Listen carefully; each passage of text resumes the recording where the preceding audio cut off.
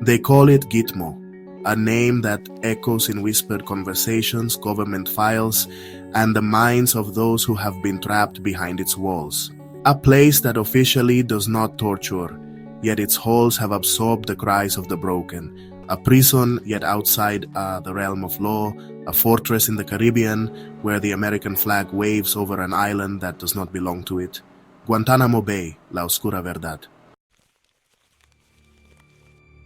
It was 1903 when the United States first secured its hold on a small stretch of land in Cuba, the product of a deal signed under pressure, an agreement that could not be revoked without American consent. A thorn in Cuba's sovereignty, a permanent foothold for the U.S. military in a region it has long sought to control. But for decades, it was nothing more than a naval base, a relic of an old war. That changed in 2002. The world had just witnessed the unimaginable, the Twin Towers falling, the Pentagon burning, a plane buried deep in the Pennsylvania countryside. In the name of justice, in the name of security, America launched its war on terror. And with that war came prisoners, men captured on foreign soil, snatched from their homes, their battlefields, their daily lives. Men accused of plotting against the West, but never given the chance to defend themselves. Men sent to Guantánamo. For some, it was justice in its rawest form, an eye for an eye. For others, it was a stain on the very ideals the United States claimed to uphold.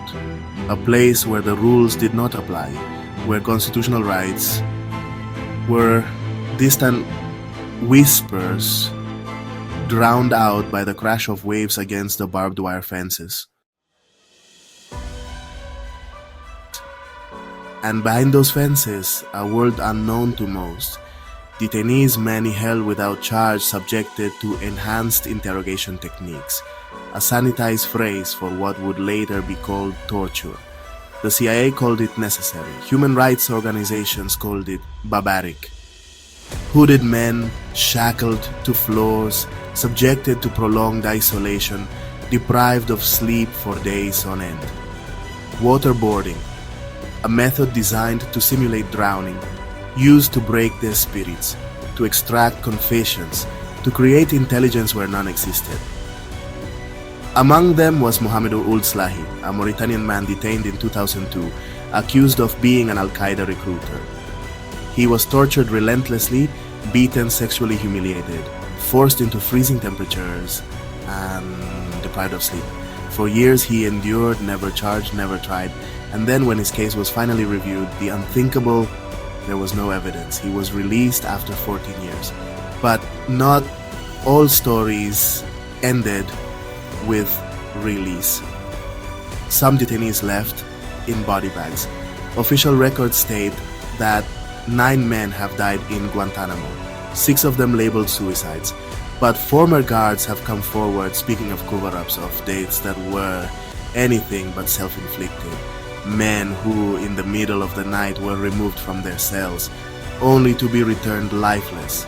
The scandal did not stay hidden forever. Leaked documents, testimonies from former guards, the infamous images from Abu Ghraib that mirrored the stories coming out of Guantánamo. The world began to see the cracks.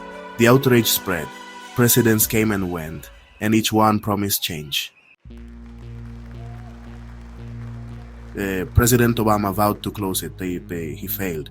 President Trump vowed to keep it open. He succeeded. President Biden promised once again to shut its doors forever. And yet to this day it remains, holding the remnants of a war that has been fought on shifting moral ground. So, what is Guantánamo Bay? Is it a necessary evil? A scar on America's conscience? A relic of a time when fear dictated law? Or is it something worse? An unspoken truth about the world we live in?